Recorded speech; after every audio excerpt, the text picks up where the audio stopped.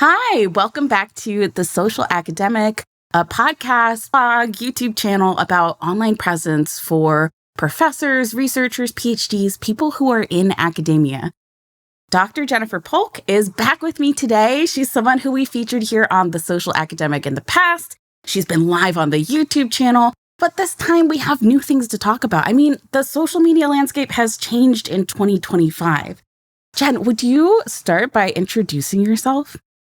Oh no, I'm on the spot.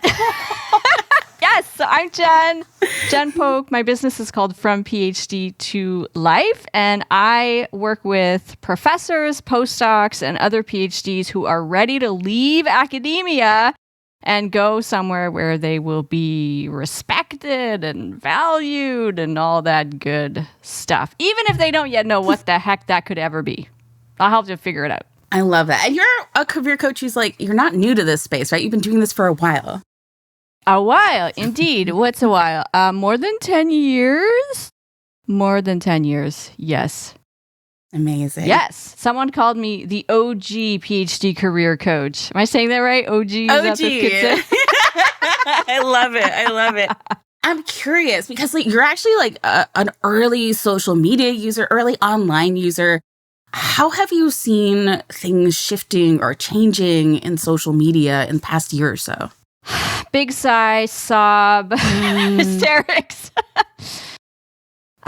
Okay, one way of putting it is Twitter is dead to me. I mean, Twitter is dead, right? Twitter is dead to me and Twitter is dead. And now that was a big problem. And please interrupt me when I go on and on and on about this.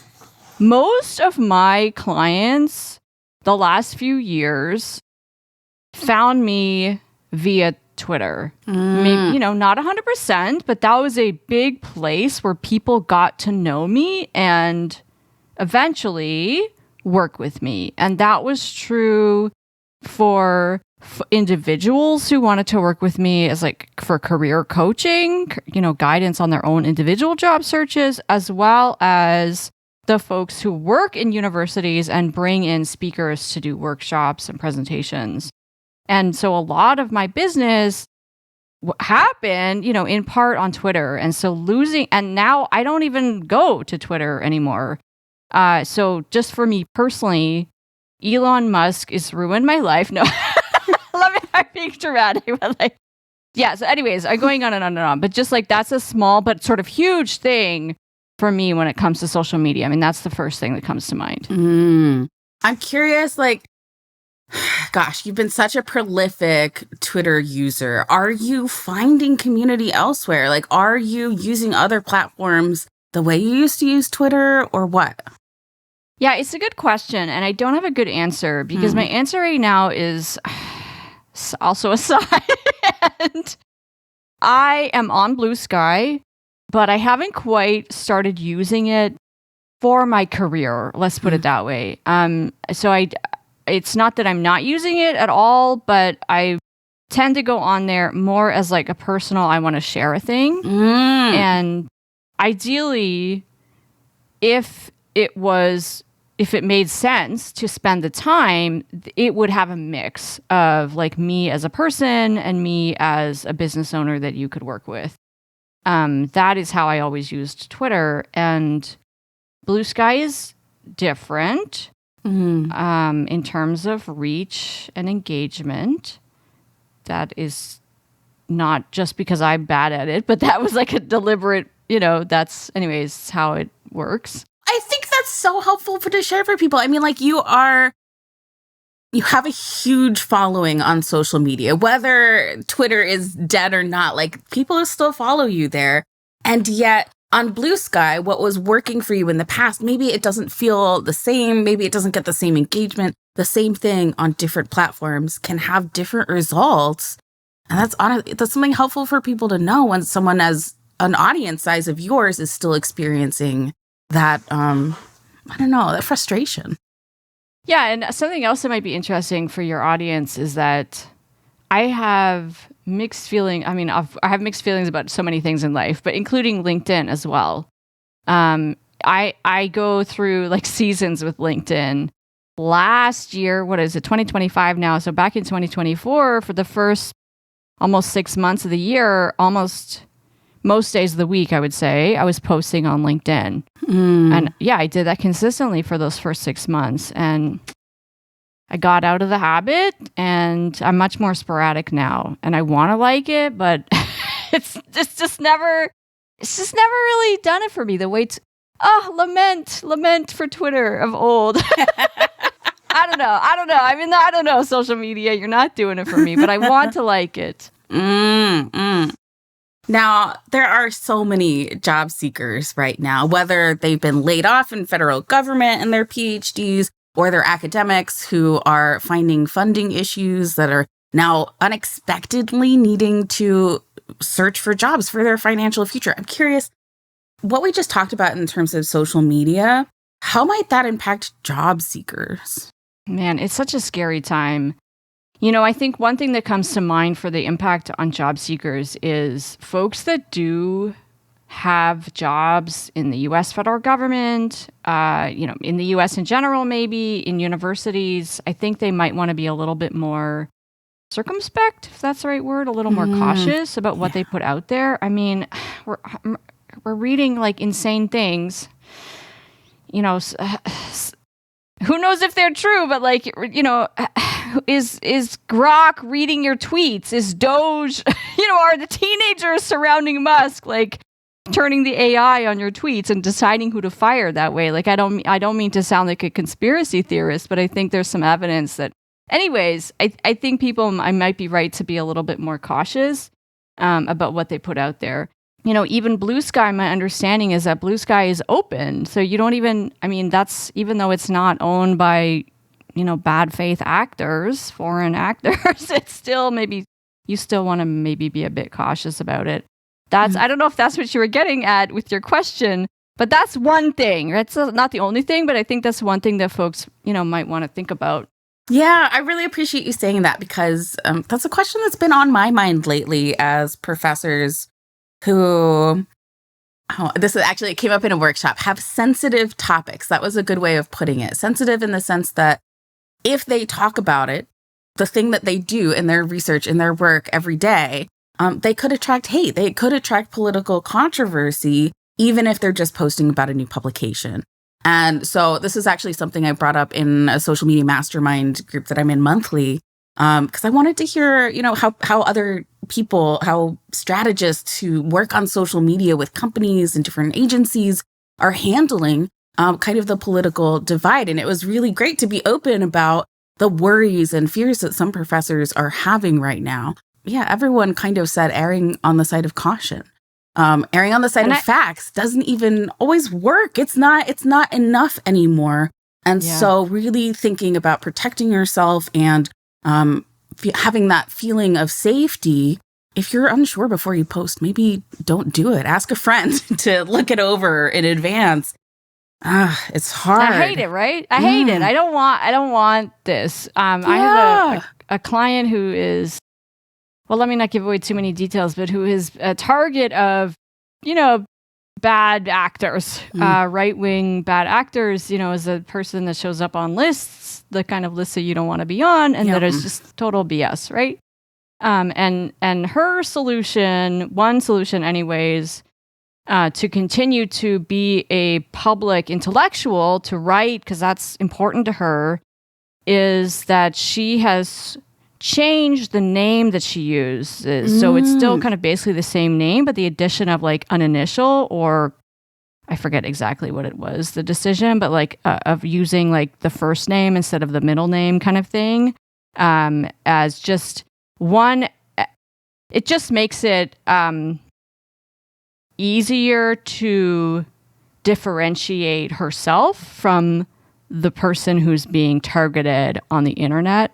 And I thought that was a nice, partial kind of practical thing that was in her control, because she can't scrub the web. Right. Doesn't have any control over that, but she could, add an initial or anyways, you know what I'm saying? I really like that. That's it's a doable solution for people when you're unsure. Just know that you have that option.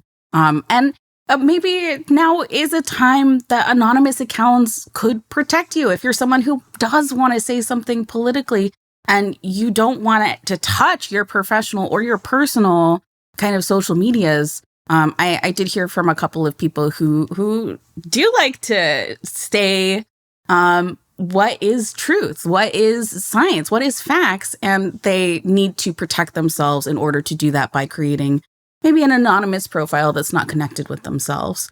So there are options, even though, yes, it is scary. Yes, things have changed.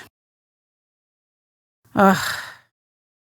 Just like really in that lament mode. I know. I'm sorry. It's kind of a downer. But honestly, I think that's how people are feeling, and that's what people are experiencing right now. So if we didn't say it, it would be not right. Yeah, the free speech brigade is that's not what they care about. I mean, this is obvious, right? But let's just say we know that this is obvious. Yeah. And so they don't have consequences, but you might experience consequences. Exactly. Now, there are other ways to create content, and you're someone who's actually, for a long time, tried different forms of content. Blogging is one of them. In other words, you have failed so many times, Jen. You have failed to hit on the thing that works. No. In other words, you've experimented with lots of different forms of media, and you found things that really work for you for a time. And then sometimes you get curious about something else, and so you switch it up. That's a better way. That's a better way to put it. Really what's happened with you, because you were prolific at the things that you do try and experiment with. And the From PhD to Life blog is one of them. I mean, when did you start that? That's pretty old, right? It's old. So unless my memory is going, I started From PhD. So From PhD to Life started as a blog. It went on a website the same day, December 12th, 2012. I bought the domain, I got the WordPress site, and I wrote my first 2 posts, I think, if memory serves. Yes, back in 2012. I was really excited about it. The internet was a different place, right? Back in 2012. But that is how I started, and that is how I grew my business in the early years. I was on Twitter pretty quickly as well. But first the blog, then came Twitter. And I think important for folks to know is that although I started my blog on my own website, within, I think I'm getting this right, within a few months, I got asked to blog on an external site. So universityaffairs.ca, which is a Canadian post-secondary ed sector magazine. I don't know if they're still a physical magazine, but they were like a 10 times a year kind of magazine. And they also had a website. And so I was one of their bloggers, one of their columnists, as they called me, but just online. So that was amazing for reach in Canada and beyond as a legitimizing place. Again, the internet is different now, but like that was cool. That is so cool. And you actually, I remember like you won an award for that, didn't you? 3! You won 3 awards. It's been a few years now, but I think back in 2015, 16, 17, I got the gold award from the Canadian Online Publishing Awards for best blog or column in the blue category, which was the business. Amazing. It's amazing. I mean, it's amazing because having a blog about PhDs seeking careers and finding a path that works for their life is like, that should be awarded. But I mean, it's exciting that that's the topic that they chose because your blog was so great. Now, the blog did win awards and it did have this big reach, but recently it kind of disappeared from the University Affairs website, which is typical. I will say, like, websites do this. They take down the public writing sometimes in order to put new stuff up. And so when did you notice that it was gone?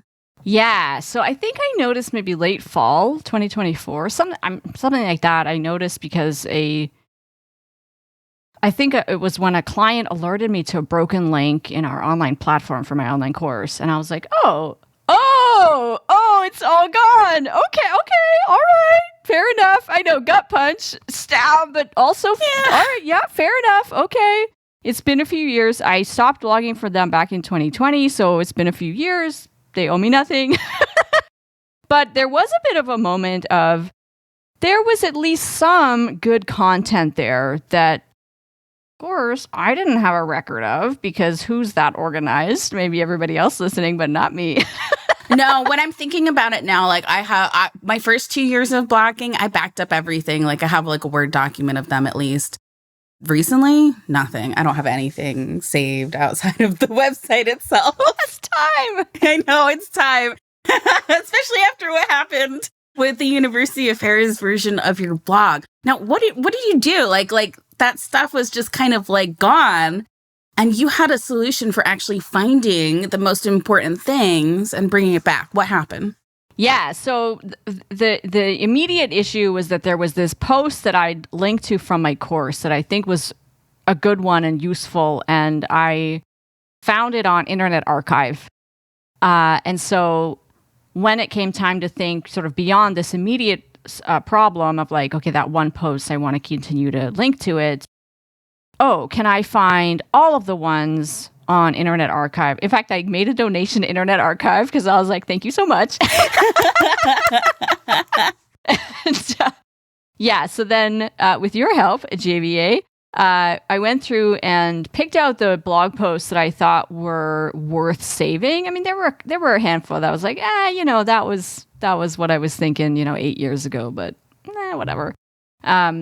And yeah, you helped me put them on my website, copy and paste. Anyways, if you want to say more about that, I'll let you say more about that. But I'm glad for that because now it's on my site. I own it. Well, whoever owns the internet owns it. I feel like it's a little bit more in my hands. Yeah. I think that process is overwhelming for people. So it was kind of nice that we got to do it together. But my father-in-law, for instance, is a critic of art. And so he's had a long career where he's written, thousands, I don't know, like so many reviews and articles that, when art critics were being laid off quite a while ago and since then, his writing has disappeared a lot of his writing has disappeared from the website.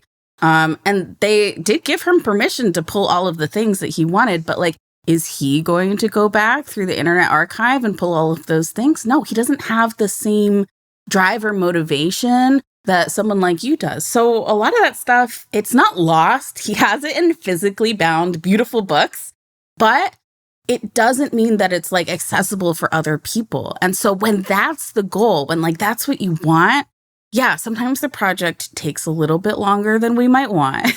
It could be a little bit frustrating to have to search down old things. But then you have agency and choice in what you do about it next. And so for Jen, she got to pick the ones that were most important to her. We put them back on her blog, on her website from PhDtolife.com. And that's something that you could do for your own website. There's so many options for you, but just knowing that the Wayback Machine and the Internet Archive exist for you to search, it's a huge tip for people. Actually, after we worked together on that, I went back and I found some things that I'd written as like guest posts for other people in the past that had disappeared. Like they weren't on the blog anymore because maybe the business had changed or what they were doing with the organization had changed. And so it was really easy for me to pull my original writing, which I didn't have a good copy of, and put it back on my website so it could still help people. And when I did, I still put a little note at the bottom that said this is originally appeared on this place because I still want to honor, that original purpose for the writing. And it's really interesting to see how we can create afterlives for the things that we've written and created. So I love that. Yeah, I will say one thing for folks to know. At least in my experience, the Internet Archive kind of crapped out after a few years. So if you've got stuff from like 20 years ago, well, is the Internet alive 20 years? I don't know. But anyways, just do it now. Put an hour or two in your calendar. Kind of do it now. Don't wait for 5 years because it might.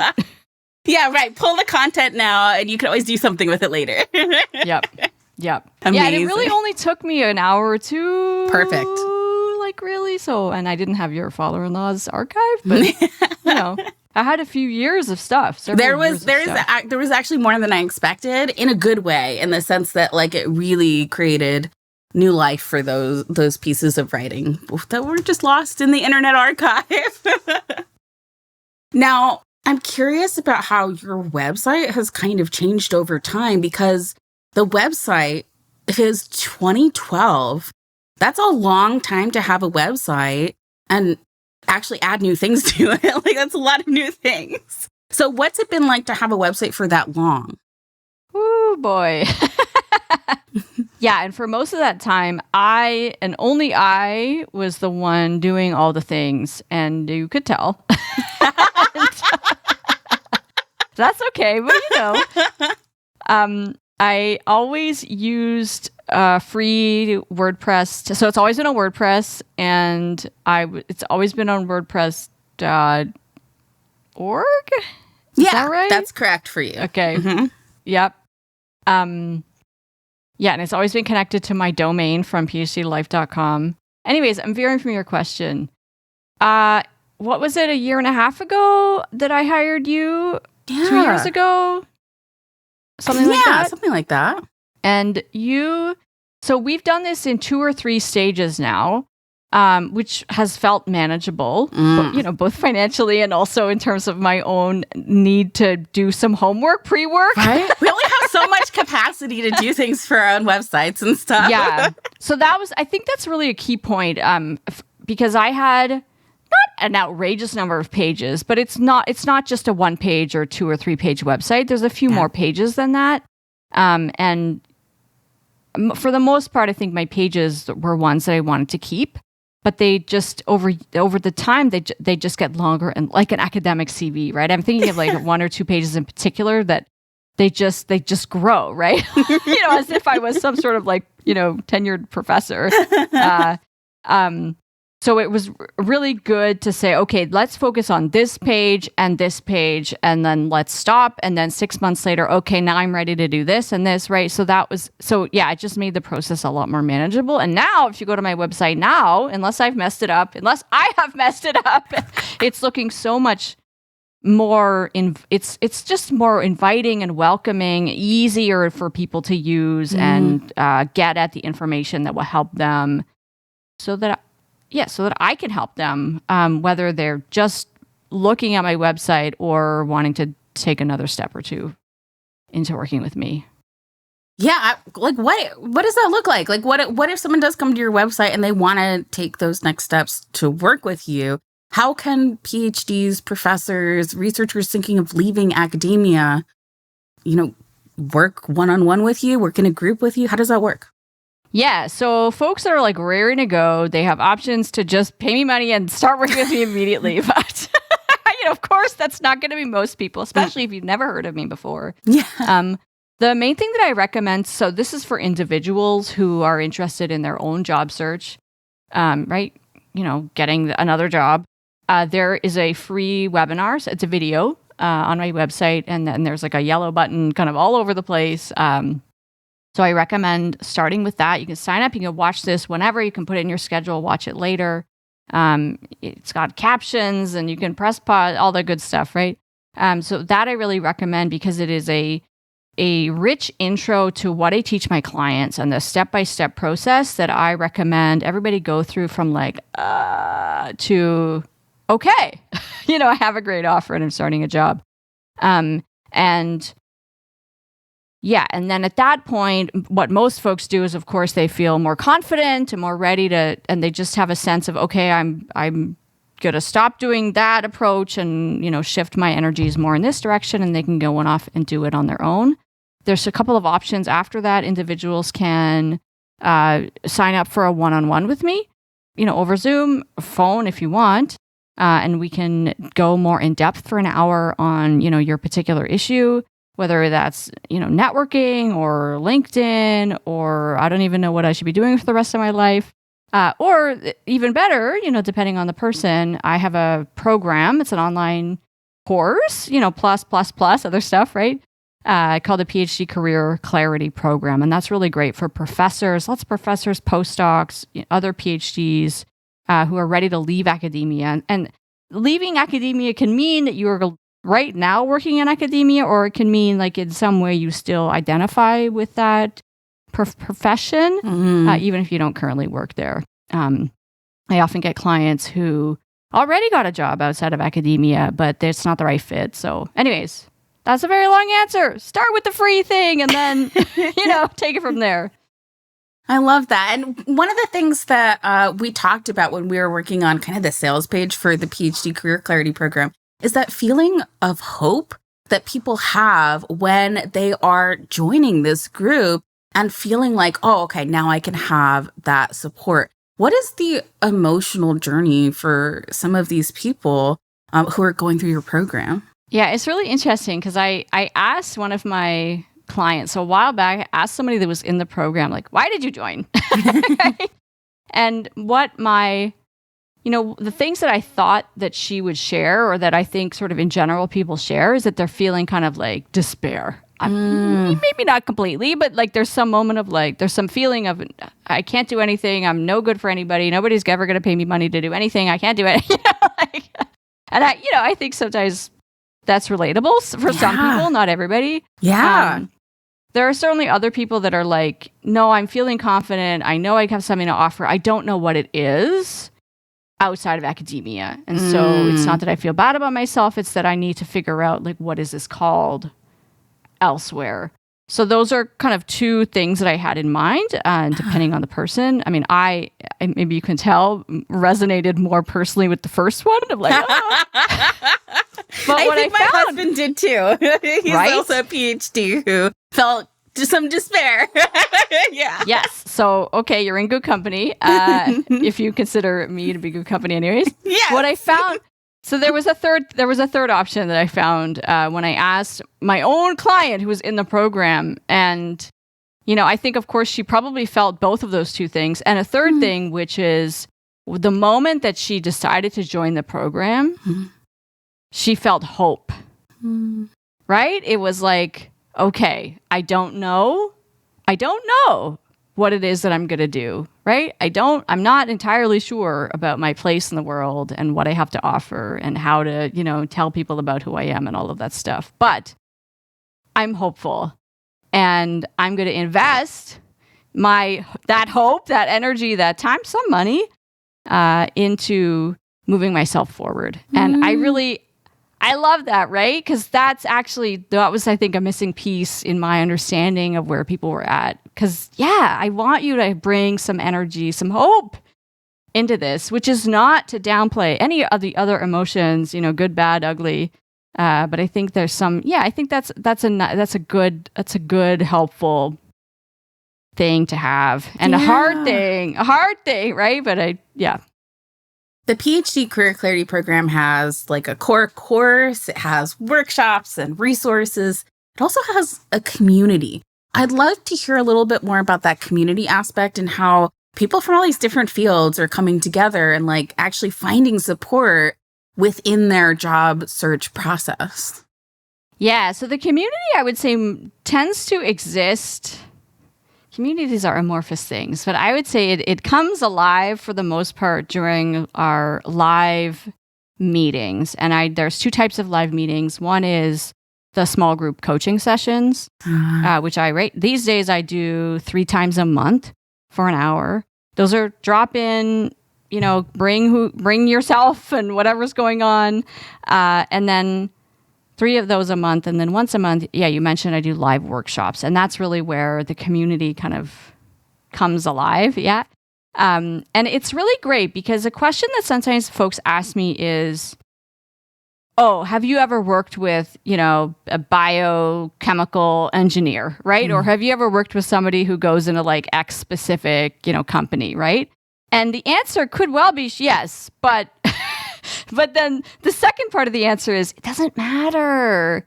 It doesn't matter because it's really magical what happens when people with disparate backgrounds and career trajectories and, knowledge, expertise, and skill areas. In fact, we have a lot in common. And that there are differences really enrich the discussions that we have because, of course, we're all different. Men, women, trans folks, life is different. Mothers, fathers, people without kids, right?